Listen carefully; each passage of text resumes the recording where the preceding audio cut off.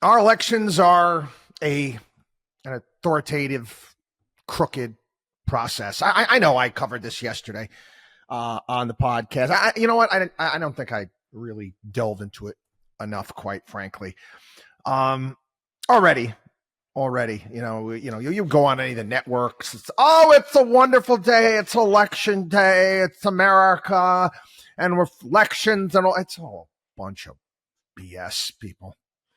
It really is. You already, in the state of Pennsylvania, polling stations experiencing massive issues with voting machines. Republican poll watchers are being turned away at a myriad of different places. Why? I don't know why. We don't have lawyers. Republicans don't have lawyers all over the state at this point in time fighting this. But we have a lot in common when it comes to authoritarian countries on the national level. We do. This has been a process that's been taking place some time. I mean, we can go all the way back to the Clinton administration. I don't know if you remember during the Clinton years, he put into place this law. It was called the motor voter law, which was basically anybody goes and gets a driver's license, right then and there, you can register to vote. You saw that as well with voter registration drives and MTV and the Rock to Vote. Jesse Jackson and Al Sharpton were on the case for a period of time.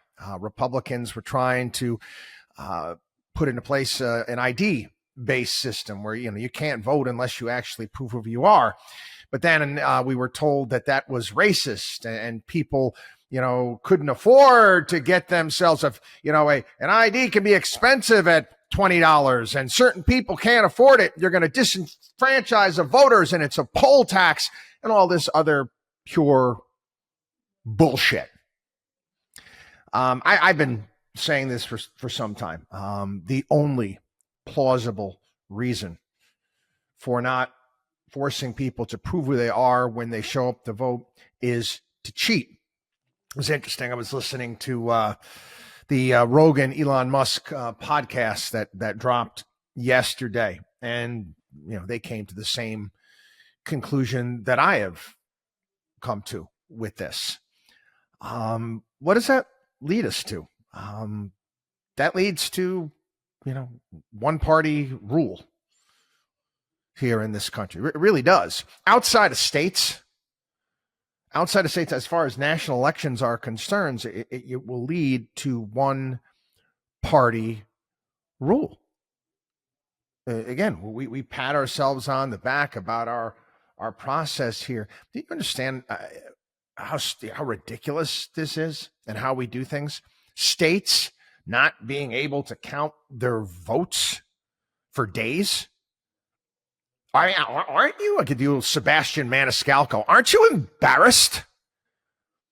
The simple process of counting votes, you're unable to do in any sort of expedient fashion. And amazing, too. People worried about whether or not their vote is counting. Like in Pennsylvania right now, they're not scanning ballots. It is. You go and you buy something with your credit card or with anything, your debit card, and you check out, and they ask you if you would like a receipt. Would you like a receipt? Would you like it emailed to you? Would you like a paper receipt? At least actually showing, having a paper that I voted, my vote counted. Who did I vote for? Is it that hard? No, it's not hard. All of this stuff is quite easy. But again, the goal has always been about control over the masses. In many ways, I don't want to sound like a conspiracy theorist, people, but let's be honest. So what we've been through over the past several years, whether it be with COVID and the misinformation coming from the government, the censoring of voices on various different social media platforms, what's happened with the mainstream media. Again, I didn't really think about it at the time to the degree I have now. And again, the same feelings that Joe Rogan has. I mean, Elon Musk buying Twitter, it was going down maybe one of the things that actually might save this country. But Elon believes, quite frankly, Kamala Harris wins, they're going to shut X down, which they might do. They want to. They'll do it under the guise of misinformation and hate speech, much like they're doing in the United Kingdom right now. Okay, we don't follow a lot of global news, but you go to jail in the UK for social media posts. Oh yeah. Yeah, I won't step foot. Oh man, I might have to step foot if I'm getting a connection somewhere at a Heathrow. I ain't going to an authoritarian regime. Again, they're out of their mind. They make fun of Vladimir Putin in Russia. I'm going to go to bloody UK. You're going to go to jail for a social media post that might offend somebody. Oh, you don't think it's real?